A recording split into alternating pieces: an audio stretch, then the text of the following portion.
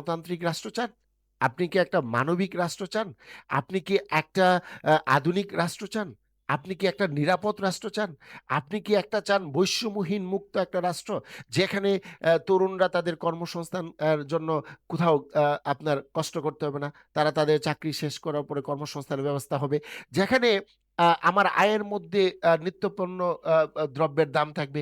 যেখানে আমার ওষুধপত্র, আমার চিকিৎসার যে বিষয়টা, এইটা রাষ্ট্র দায়িত্ব নেবে। আমি একজন বেসরকারি চাকরিজীবী হিসাবে যেখানে রাষ্ট্র আমার জন্য পেনশনের ব্যবস্থা করবে।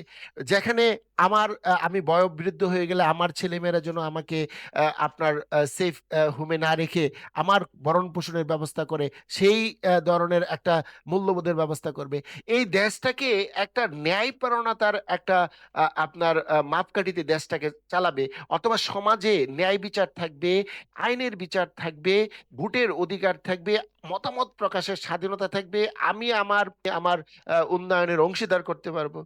ওই ধরনের যদি আপনি আ একটা সরকারকে ক্ষমতায় নিয়ে আসতে চান, তাহলে আপনাদের কাছে আমার অনুরোধ থাকবে যে আপনারা বুঝে শুনে ভোট কেন্দ্রে গিয়ে ব্যালট নিয়ে সঠিক চিন্তা করে এই দেশটাকে আপনার তালেবান বা আফগান না হতে দিয়ে যদি আপনি চান এই দেশটা সত্যিকার অর্থেই বাংলাদেশের মতোই উপরের দিকে উঠুক, তাহলে আপনারা আপনাদের পছন্দ ধানের শীষের পক্ষ হবে।